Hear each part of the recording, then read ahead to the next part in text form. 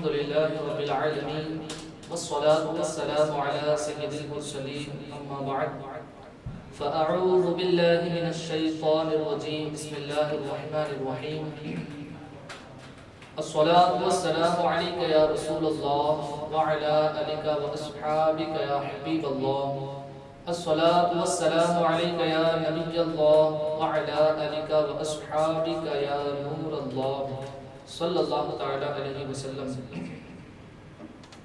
پیارے پیارے اسلامی بھائیوں، آج انشاءاللہ عز و جل ہم بیان کا جو موضوع سنیں گے غربت کی برکت ہے۔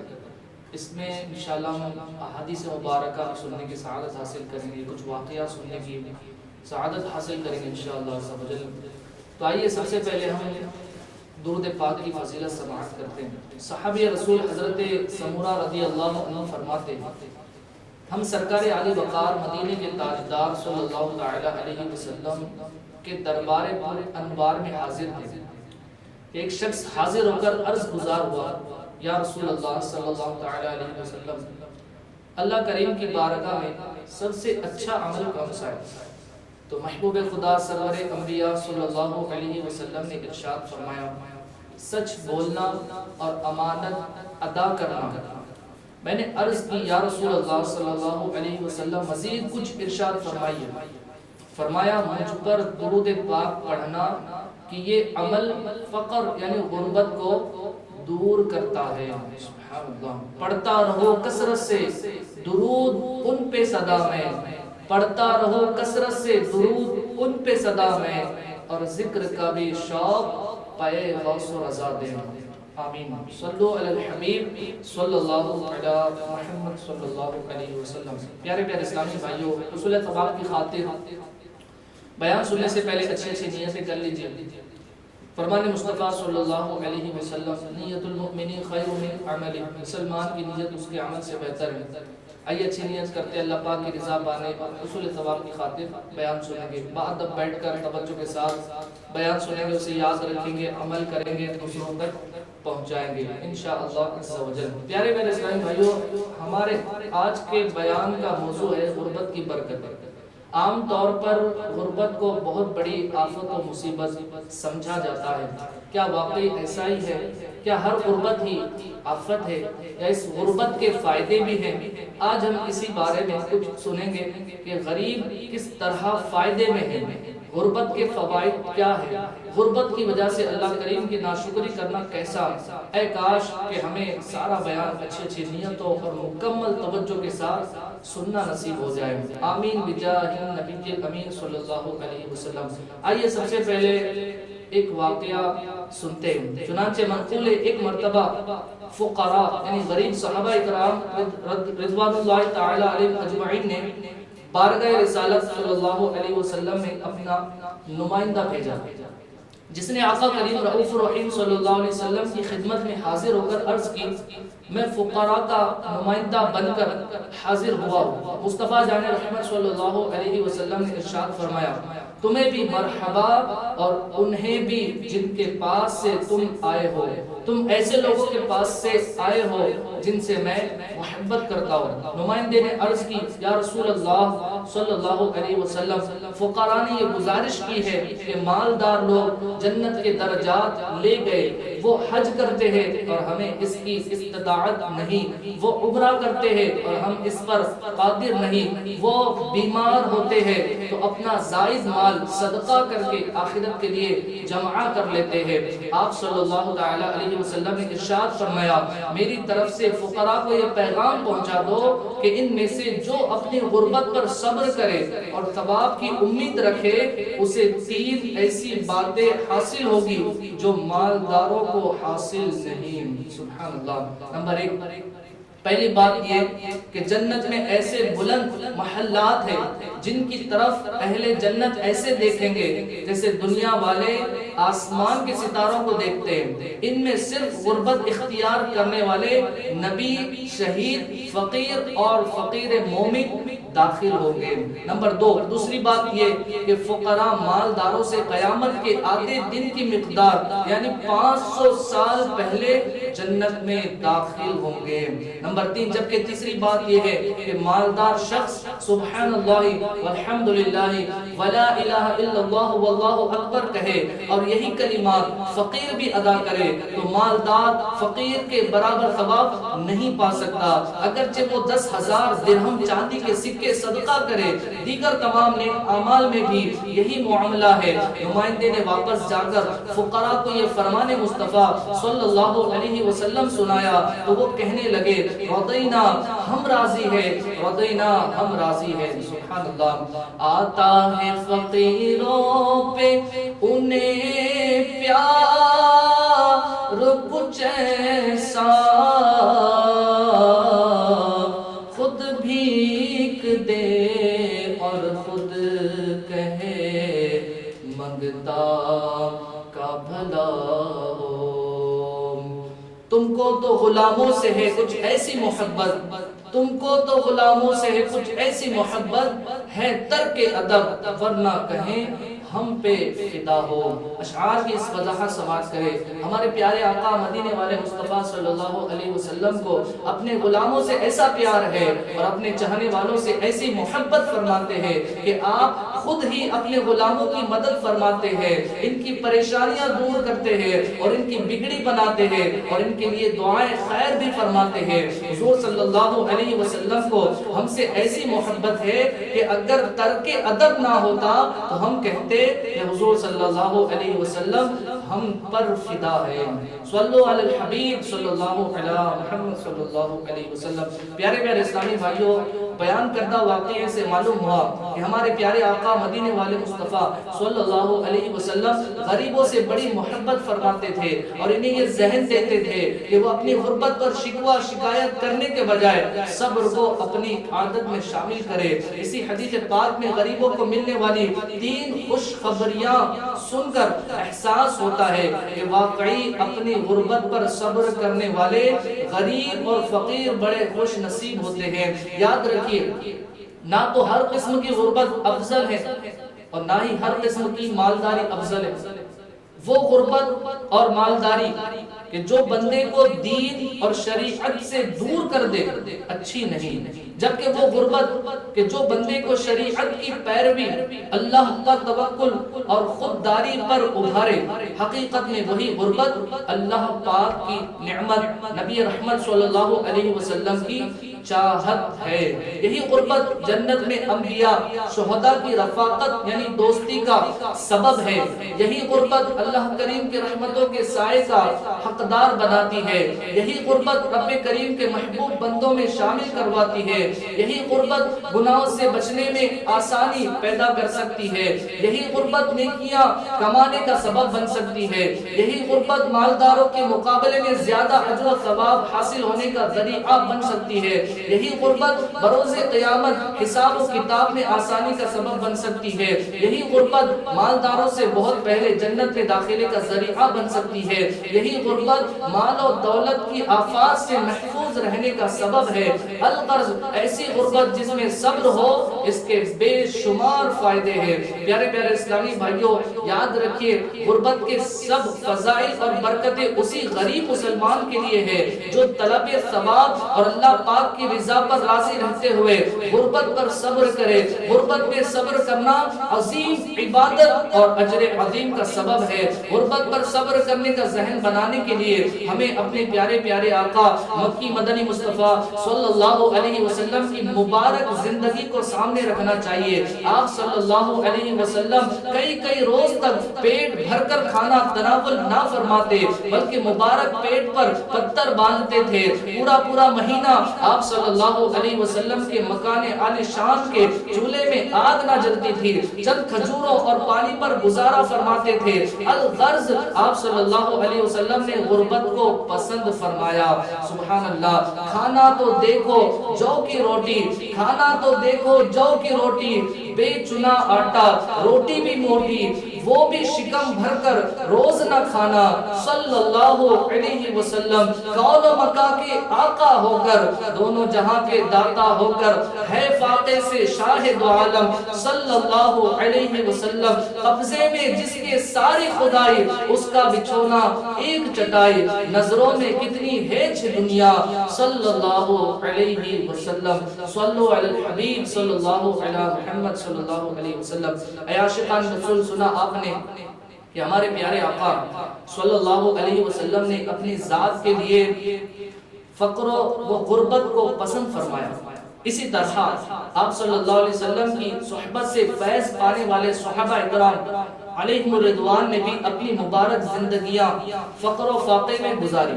ان پاکیزہ ہستیوں کی زندگی میں بھی کئی روز تک فاقے ہوتے، لیکن اس کے باوجود بھی یہ حضرات رب کریم کی رضا پر راضی رہتے، صبر کرتے اور ہر حال میں رب کریم کا شکر ادا کرتے۔ آئیے ترغیب کے لیے امیر المومنین حضرت مولا علی مشکل کشا رضی اللہ عنہ کی صبر و قناعت کا ایک واقعہ سنتے ہیں۔ چنانچہ حضرت سوید بن غفلہ رضی اللہ عنہ فرماتے ہیں، میں امیر المومنین مولا کائنات حضرت علی المرتضیٰ شیر خدا رضی اللہ عنہ کی خدمت میں دارالامارہ یعنی دارالخلافہ کو کوفہ میں حاضر ہوا۔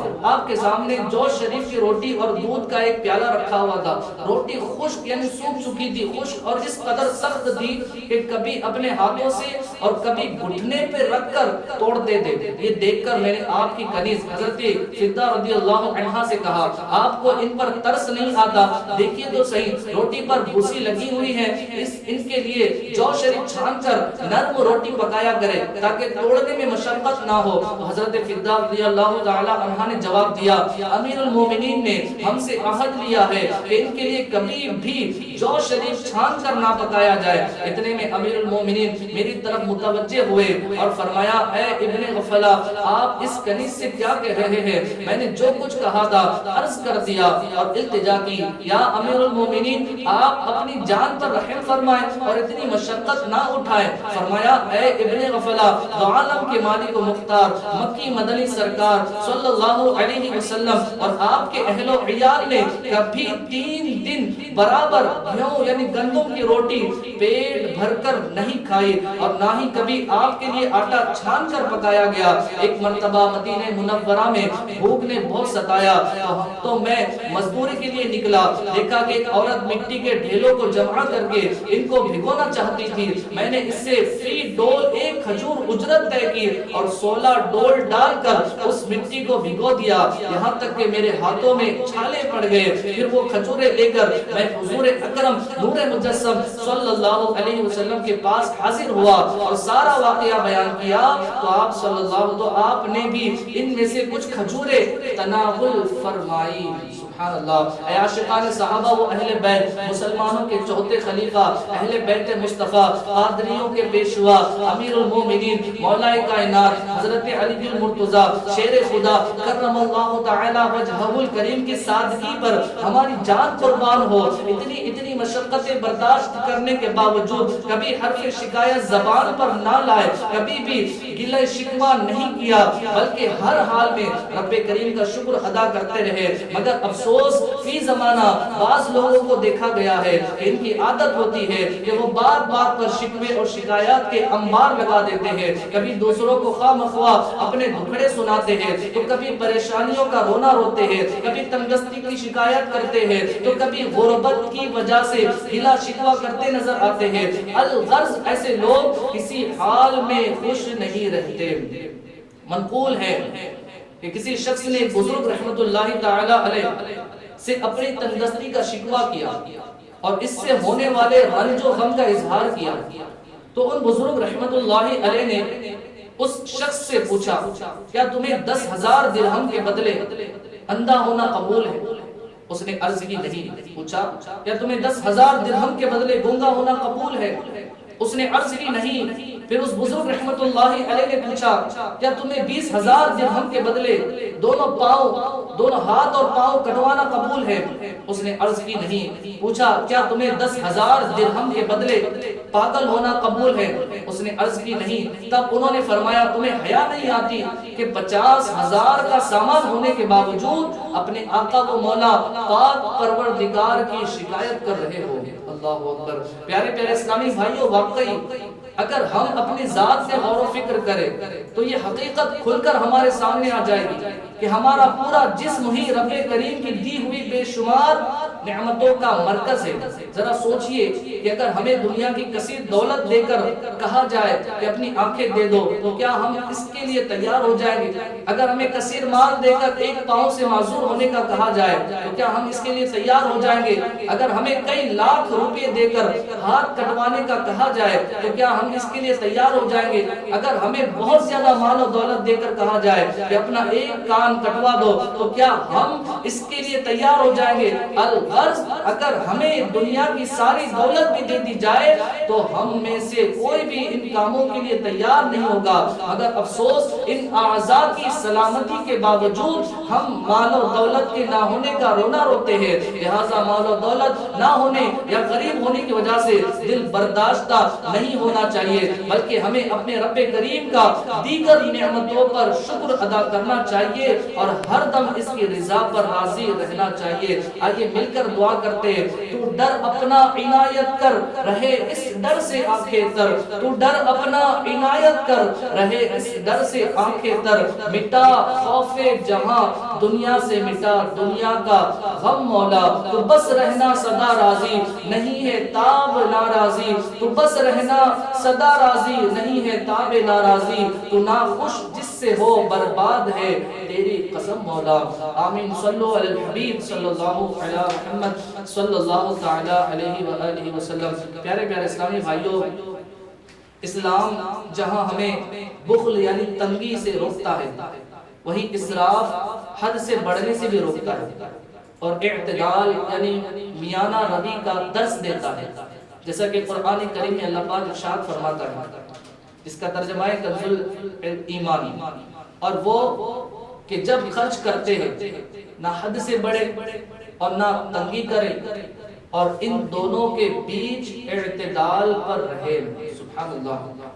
اس آیت مبارکہ کے تحت تفسیر صراط الجنان میں اسراف معصیت میں خرچ کرنے کو کہتے ہیں۔ ایک بزرگ رحمت اللہ علیہ نے کہا کہ اسراف میں کوئی بھلائی نہیں، تو وہ دوسرے بزرگ رحمت اللہ علیہ نے کہا بھلائی کے کام میں اسراف ہوتا ہی نہیں۔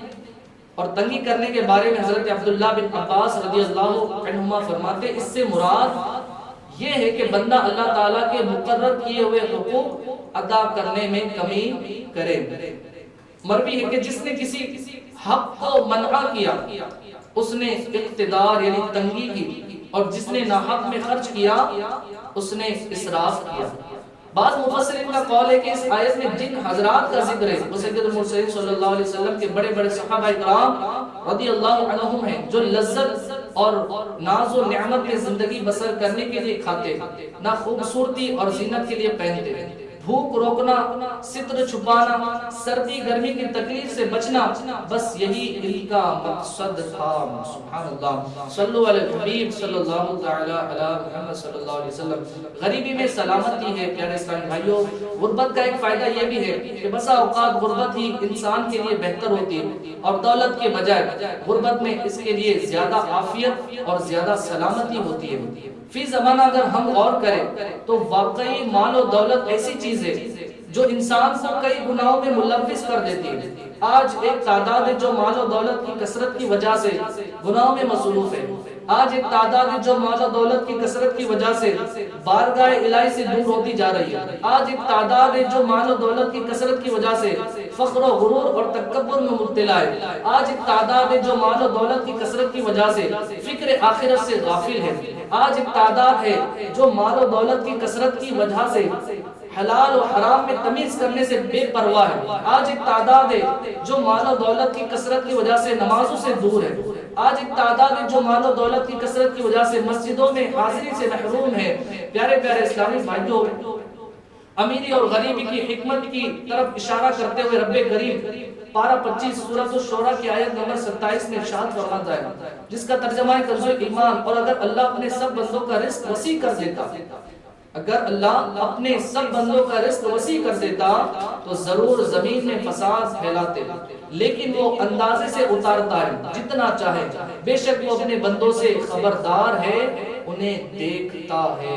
سبحان اللہ۔ تفسیر سراج الجنان میں ہے، اس آیت میں اللہ کریم نے بعض لوگوں کو غریب اور بعض کو مالدار بنانے کی حکمت بیان فرمائی ہے۔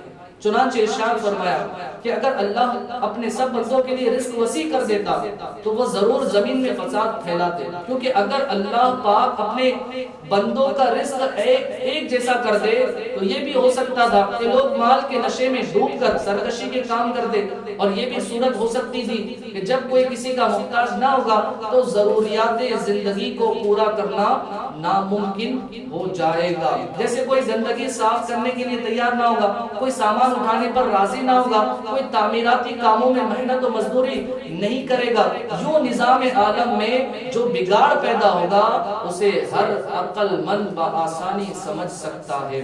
پیارے پیارے اسلامی بھائیو، واقعی رب کریم کے ہر کام میں حکمت ہوتی ہے۔ کسی کو مال و دولت کی کثرت عطا کرنے میں بھی حکمت ہے تو کسی کو غریبی اور تندرستی کی حالت میں رکھنے میں بھی حکمت ہے، مگر ہم اس کی حکمتوں کو سمجھنے سے قاصر ہیں۔ آئیے ترغیب کے لیے حدیث مبارکہ سنتے ہیں۔ چنانچہ نبی کریم رؤوف الرحیم صلی اللہ تعالی علیہ وسلم نے ارشاد فرمایا، اللہ پاک ارشاد فرماتا ہے، بے شک میرے بعض مومن بندے ایسے ہیں کہ ان کے ایمان کی بھلائی مالداری میں ہے، اگر میں انہیں فقیر کر دوں تو اس کی وجہ سے ان کا ایمان خراب ہو جائے گا۔ بے شک میرے بعض مومن بندے ایسے ہیں کہ ان کے ایمان کی بھلائی فقیری میں ہے، اگر میں انہیں مالدار بنا دوں تو اس کی وجہ سے ان کا ایمان خراب ہو جائے گا۔ میں اپنے علم سے اپنے بندوں کے معاملات کا انتظام فرماتا ہوں، بے شک میں علیم و خبیر ہوں۔ سبحان اللہ۔ صلو علی الحبیب صلی اللہ علی محمد۔ پیارے پیارے اسلامی بھائیوں، غربت کا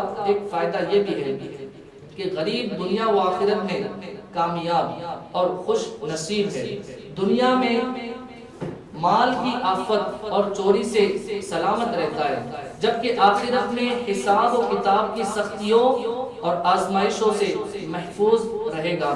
سبحان اللہ۔ امیر اہل سنت حضرت علامہ مولانا محمد الیاس اتار قادری دامت برکاتہ العالیہ کے رسالے غریب فائدے میں سے کچھ جو ہے نکات سنتے ہیں۔ چنانچہ آپ دامت برکاتہ العالیہ غربت کے فائدے اور غربت پر صبر و قناعت کا ذہن دیتے ہوئے ارشاد فرماتے، یاد رکھیے فقر و غربت باعث سعادت نہ کہ باعث آفت۔ غریب و مسکینوں کے آخرت میں مزے ہوں گے کہ مالی عبادات جیسے زکوٰۃ، فطرہ، حج وغیرہ کے متعلق پوچھ گچھ سے امن میں رہیں گے، اور کیونکہ یہ احکام مالداروں صاحب استطاعت مسلمانوں کے لیے بروز محشر جب مالدار بارگاہ رب العزت میں اپنے مال کے متعلق حساب کتاب دینے میں مشغول ہوں گے، ادھر نادار مسلمان اللہ کریم کی رحمت و مشیت سے داخل جنت ہو رہے ہوں گے، اور وہ جنت میں فقیروں غریبوں کا داخلہ امیروں سے کئی سال پہلے جنت میں داخلہ ہوگا۔ سبحان اللہ۔ نبی کریم صلی اللہ علیہ وسلم کا فرمان دل نشین ہے، یعنی مسلمان فقراء مالداروں سے آدھا دن پہلے جنت میں داخل ہو جائیں گے، اور وہ آدھا دن 500 سال کے برابر ہوگا۔ سبحان اللہ۔ تو پیارے پیارے اسلامی بھائیوں، اللہ نے اگر یہ غریب کی نعمت، غریبی کی نعمت عطا فرمائی ہے تو یہ بھی ایک اللہ پاک کی طرف سے نعمت ہے، اس پر بھی ہمیں شکر بجا لانا چاہیے، اور اللہ تعالیٰ کی رضا پر ہمیشہ راضی رہنے کی ہم سب کو کوشش کرنی چاہیے۔ غریبوں سے حسن سلوک کریں۔ پیارے اسلامی بھائیوں، جو اللہ نے جس کو مال دیا ہے وہ اپنا مال غریبوں میں تقسیم کرے، غریبوں کی مدد کرے، غریبوں سے حسن سلوک کرے، اور غریبوں سے حسن سلوک کی برکتیں سنتے ہیں۔ خدا کی قسم وہ مومن بڑے خوش نصیب ہے جو غریبوں اور محتاجوں کی مدد کرتے ہیں، روتوں کو ہنساتے اور پریشان حال لوگوں کی پریشانیاں دور کرتے، کیونکہ مخلوق خدا پر شفقت کرنا رضا الہی پانے کا بہت اچھا راستہ ہے۔ جو غریبوں پر رحم کرے گا رب کریم اس پر رحم و کرم کی ایسی بارش فرمائے گا کہ اس کی زندگی میں ہر طرف بہاریں ہی بہاریں آ جائیں گی۔ اور یہ تجربہ شدہ بات ہے کہ جب کسی غریب کی مدد کی جائے تو انسان کو ایسی خوشی ہوتی ہے جسے الفاظ میں بیان کرنا مشکل ہے۔ غریبوں کی مدد کرنے سے دل کو سکون حاصل ہوتا ہے، اسے وہی سمجھ سکتا ہے جسے یہ دولت نصیب ہوئی ہو۔ لہٰذا ہمیں چاہیے کہ اپنے غریب مسلمان بھائیوں کی خیر خواہی کرتے رہے، غریبوں سے محبت اور شفقت کا برتاؤ کرتے رہے، غریبوں کی دلجوئی کرتے رہے، غریبوں کی مدد کرتے رہے، غریبوں کی پریشانیاں دور کرتے رہے، غریبوں پر رحم کرتے رہے، غریبوں کی عزت کرتے رہے۔ آئیے مل کر رب کریم کی بارگاہ میں دعا کرتے ہیں، امت محبوب کا یا رب بنا دے خیر خواہ، امت محبوب کا یا رب بنا دے خیر خواہ، نفس کی خاطر کسی سے دل میں میرے ہونا بیر۔ پیارے میرے اسلامی بھائیوں، بظاہر غربت اور غریبوں کو ہمارے معاشرے میں حقارت کی نگاہ سے دیکھا جاتا ہے، مگر حقیقت میں ایسی غربت و مسکینی میں بے شمار برکتیں ہیں۔ ایسی غربت و مسکینی میں مبتلا لوگ اسلام میں حقیر نہیں بلکہ لائق محبت ہے، اور ایسے ہی غریب و مسکین لوگوں کے گروہ میں شامل ہونے کے لیے پیکر حسن و جمال رسول بے مثال صلی اللہ علیہ وسلم دعا کرتے اور اسی گروہ کو اپنی رفاقت کی برکتوں سے نوازنے کی خواہش رکھتے تھے۔ چنانچہ حضرت ابو سعید خدری رضی اللہ عنہ فرماتے، مساکین سے محبت کرو کیونکہ میں نے رسول خدا محبوب انبیاء صلی اللہ علیہ وسلم کو دعا میں یہ الفاظ شامل فرماتے ہوئے سنا، اللہم احکینی مسکینا وامتنی مسکینا وحشرنی فی زمرت المساکین، یعنی اے اللہ مجھے مسکینی کی حالت میں حیات اور مسکینی کی حالت میں ہی وصال عطا فرما، اور گروہ مساکین میں میرا حشر فرما۔ ایک اور مقام پر نبی کریم رؤوف الرحیم صلی اللہ علیہ وسلم نے حضرت عائشہ صدیقہ رضی اللہ عنہا کو مخاطب کر کے ارشاد فرمایا، یا عائشہ احب المساکین وقربیہم فإن اللہ یقربک یوم القیامت، یعنی اے عائشہ مسکینوں سے محبت کرو، انہیں اپنے قریب رکھو تاکہ بروز قیامت اللہ کریم تمہیں اپنے قرب سے نوازے۔ مفسر قرآن مفتی احمد یار خان رحمت اللہ علیہ فرماتے، معلوم ہوا کہ دنیا میں جو شخص مساکین اولیاء اللہ سے قریب ہوگا وہ کل قیامت میں خدا سے قریب ہوگا۔ ہم غریبوں کے آقا پہ بے حد درود، ہم غریبوں کے آقا پہ بے حد درود، ہم فقیروں کی ثروت پہ لاکھوں سلام۔ شعر کی وضاحت، اعلیٰ حضرت کے اس شعر کا مطلب یہ کہ ہم غریبوں فقیروں کو کوئی منہ لگانے کے لیے تیار نہیں تھا، لیکن غریبوں کے ماں باپ ملجا اور فقیروں کی دولت اور ان کے دل کا سکون، یعنی محبوب خدا صلی اللہ علیہ وسلم نے ہمیں اپنی غلامی میں قبول فرمایا، اس لیے آپ صلی اللہ علیہ وسلم کی ذات بابرکات پر بے شمار درود اور لاکھوں سلام نازل ہو۔ اے عاشقان رسول، ہمارے پیارے آقا مدینے والے مصطفیٰ صلی اللہ تعالی علیہ وسلم کی اس مبارک دعا میں غریبوں اور مسکینوں کے لیے خوش خبری اور سعادت کی بات ہے کہ انہیں بروز قیامت آقا کریم صلی اللہ علیہ وسلم کا قرب نصیب ہوگا۔ اسی وجہ سے ہمارے صحابہ اکرام اور بزرگان دین نے غربت کو پسند فرمایا اور مال و دولت کما کر اس سے نکلنے کی کوشش نہیں، اور غربت کو پسند فرمایا اور مال و دولت کما کر اس سے نکلنے کی کوشش نہیں فرمائی، کیونکہ غربت حضور نبی رحمت صلی اللہ علیہ وسلم کی محبت کی سوغات ہے۔ چنانچہ غریبوں سے محبت کرنا سنت انبیاء ہے۔ پیارے آقا صلی اللہ علیہ وسلم اور دیگر انبیاء اکرام پر جو اولاً زیادہ ایمان لانے والے غریب اور غلام لوگ تھے، مالدار اپنی مالداری کی وجہ سے انبیاء کا انکار کرتے تھے، جیسا کہ حدیث پاک میں رسولوں کی ابتدائی پیروکار ہمیشہ غریب لوگ ہی ہوتے ہیں۔ سبحان اللہ۔ تو پیارے میرے اسلامی بھائیوں، حضرت عبداللہ بن مغفر رضی اللہ عنہ فرماتے، ایک شخص نے تاجدار رسالہ صلی اللہ علیہ وسلم کی خدمت سراپا رحمت میں عرض کی، یا رسول اللہ صلی اللہ علیہ وسلم، خدا کی قسم میں آپ سے محبت کرتا ہوں۔ آپ صلی اللہ علیہ وسلم نے فرمایا، دیکھ لو کیا کہہ رہے ہو۔ عرض کی، خدا کی قسم میں آپ سے محبت کرتا ہوں۔ اس نے 3 مرتبہ اسی طرح کہا۔ اس پر مصطفیٰ جان رحمت صلی اللہ علیہ وسلم نے فرمایا، اگر تو مجھ سے محبت کرتا ہے تو فقر کے لیے پہناؤ پہناوا یعنی لباس تیار کر لے، کیونکہ جو مجھ سے محبت کرتا ہے اس کی طرف فقر اس سے بھی زیادہ تیزی سے آتا ہے، جس طرح سیلاب اس جگہ کی طرف جاتا ہے جہاں اسے ختم ہونا ہوتا ہے۔ اللہ اکبر۔ یاد رہے یہاں فقر سے مراد دل کی مسکینیت اور دل کا محبت مال سے خالی ہو جانا ہے۔ دولت عشق سے دل غنی ہے، میری قسمت ہے رشک سکندر، مدحت مصطفیٰ کی بدولت مل گیا ہے مجھے یہ خزینہ۔ سبحان اللہ۔ پیارے پیارے اسلامی بھائیوں، آئیے بیان کو اختتام کی طرف لاتے ہوئے آج ہم چند سنتیں اور آداب سننے کی سعادت حاصل کرتے ہیں۔ تاجدار رسالت صلی اللہ علیہ وسلم کا فرمان جنت نشان ہے، جس نے میری سنت سے محبت کی اس نے مجھ سے محبت کی، اور جس نے مجھ سے محبت کی وہ جنت میں میرے ساتھ ہوگا۔ سینہ تیری سنت کا مدینہ بنے آقا، جنت میں پڑوسی مجھے تم اپنا بنانا۔ آئیے شیخ طریقت امیر سنت دامت برکاتہ العالیہ کے رسالے 101 مدنی پھول سے ناخن کاٹنے کی سنت اور آداب سنیے۔ جمعہ کے دن ناخن کاٹنا مستحب ہے، ہاں اگر زیادہ بڑھ گئے ہو تو جمعہ کا انتظار نہ کیجیے۔ صدر شریعہ مولانا امجد علی اعظمی رحمت اللہ علیہ فرماتے ہیں منقول ہے جو جمعہ کے روز ناخن ترشوائے یعنی کاٹے، اللہ کریم اس کو دوسرے جمعہ تک بلاؤں سے محفوظ رکھے گا، اور 3 دن زائد یعنی 10 دن تک۔ ایک روایت میں یہ بھی ہے جو جمعہ کے دن ناخن ترشوائے یعنی کاٹے تو رحمت آئے گی اور گناہ جائے گا۔ ہاتھوں کے ناخن کاٹنے کے منقول طریقے کا خلاصہ پیش خدمت ہے۔ پہلے سیدھے ہاتھ کی شہادت کی انگلی سے شروع کر کے ترتیب بار چنگلیاں یعنی چھوٹی انگلی سمیت ناخن کاٹے جائیں مگر انگوٹھا چھوڑ دیے جائیں، یعنی شہادت کی انگلی سے شروع کر کے چاروں انگلیوں کے ناخن کاٹے جائیں اور انگوٹھا چھوڑ دیا جائے۔ اب الٹے ہاتھ کی چنگلیاں یعنی چھوٹی انگلی سے شروع کر کے ترتیب بار انگوٹھے سمیت ناخن کاٹ لیجیے۔ اب آخر میں سیدھے ہاتھ کے انگوٹھے کا ناخن کاٹا جائے۔ تو یہ ایک منقول طریقہ لکھا گیا ہے۔ تو شہادت کی انگلی سے شروع کرنا ہے، چاروں انگلیوں کو کاٹ لینا ہے، پھر الٹے ہاتھ کے انگوٹھے کو چھوڑ دینا ہے سیدھے ہاتھ کے، پھر الٹے ہاتھ کی چنگلی یعنی چھوٹی انگلی سے شروع کرتے ہوئے 5 انگلیوں کے ناخن کاٹنے کے بعد سیدھے ہاتھ کا انگوٹھا کاٹنا ہے۔ یہ ایک طریقہ جو ہے لکھا گیا ہے۔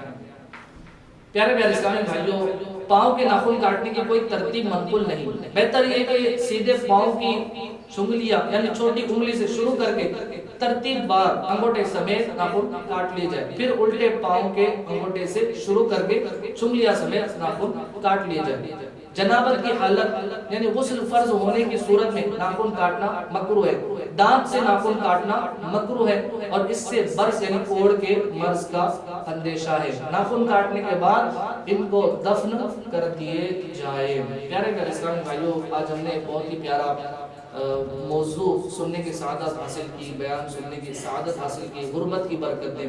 تو جو میرے بھائی جو غریب ہے تو اس پر ناشکری کرنے کے بجائے اللہ پاک کا شکر ادا کرے اور اس کی رضا میں راضی رہنے کی کوشش کرے۔ دیکھیں کتنے فضائل ہیں غربت کے بھی، غریب ہے تو اللہ پاک نے بھی اس کے فضائل رکھے ہیں کہ 500 سال جو ہے مالداروں سے پہلے جنت میں وہ لوگ داخل ہو جائیں، اور حضور علیہ السلام بھی غریبوں سے زیادہ محبت فرماتے ہیں۔ سبحان اللہ۔ اور کتنی بڑی شان ہے غریبوں کی کہ انبیاء اکرام علیہ السلام پر جو سب سے پہلے ایمان لانے والے تھے وہ غریب اور غلام لوگ تھے۔ سبحان اللہ۔ تو غربت پر ناراض نہ ہو، اس پر آپ یعنی اللہ تعالیٰ سے شکر شکایت، لوگوں کے سامنے رونا دھونا یہ نہ کریں، اللہ پاک کی بارگاہ میں شکر ادا کرے، عبادت میں اپنی زندگی کو گزارنے کی کوشش کرے، لیکن اس کا کتنا بڑا اجر ہے۔ اللہ پاک نے ہمیں غریب رکھا ہے تو فائدے بھی رکھے ہیں۔ تو انشاءاللہ اس بیان کو آپ ذہن نشین رکھیں اور اللہ پاک کے ہمیشہ شکر گزار بندے بنے رہیں۔ آئیے ہم دعا کرتے ہیں۔ الحمدللہ رب العالمین والصلاۃ والسلام علی سید المرسلین۔ یا رب العالمین، یا الہ العالمین، آج جو ہم نے غربت کی برکتیں سننے کی سعادت حاصل کی ہے، اے اللہ ہم سب کو اس پر یاد رکھنے، اس پر عمل پیرا ہونے کی توفیق عطا فرما۔ ہمیں شکوے شکایت کرنے کے بجائے اے اللہ تیری مرضی پر ہمیشہ راضی رہنے کی توفیق توفیق عطا فرما، اے اللہ ہمارے چھوٹے بڑے گناہوں کو معاف فرما یا رب العالمین۔ ہم غفلت کے شکار ہیں، عبادت سے جی چرانے والے ہیں، اے اللہ ہمیشہ ہم سے راضی ہو جا اور ہمیں اپنی رضا والی عبادت والی اے اللہ سنتوں والی زندگی عطا فرما، ہماری ہمارے والدین بھائیوں بہنوں کی تمام امت مسلمہ کی مغفرت فرما یا رب العالمین۔ ہماری نیک دلی جائز تمناؤں کو خواہشوں کو پورا عطا فرما، اے اللہ پاک ہم سب کو سجدوں میں سرور عبادت میں لذت عطا فرما، اے اللہ پاک ہماری جو غربت ہے اے اللہ اس غربت کو اے اللہ پاک آسانی کے ساتھ عافیت کے ساتھ دور فرما اور ہماری پریشانیاں دور فرما، جو بیچارے قرض میں مبتلا ہے یا رب العالمین اے اللہ پاک ان کے لیے قرض سے اے اللہ چھٹکارے کی توفیق عطا فرما، سبک دوشی عطا فرما اور آئندہ بھی قرض سے اے اللہ پناہ عطا فرما، حفاظت عطا فرما، اے اللہ ہم سب کے رزق میں اے اللہ آسانی کے ساتھ عافیت کے ساتھ خوب بڑھوتی رزق میں برکت عطا فرما اور ایسی روزی نصیب فرما کے ساتھ میں ہمیں عبادت کی توفیق بھی عطا فرما، آمین آمین بجاہ النبی امین صلی اللہ تعالی علیہ وسلم بحق لا الہ الا اللہ محمد رسول اللہ صلی اللہ علیہ وسلم۔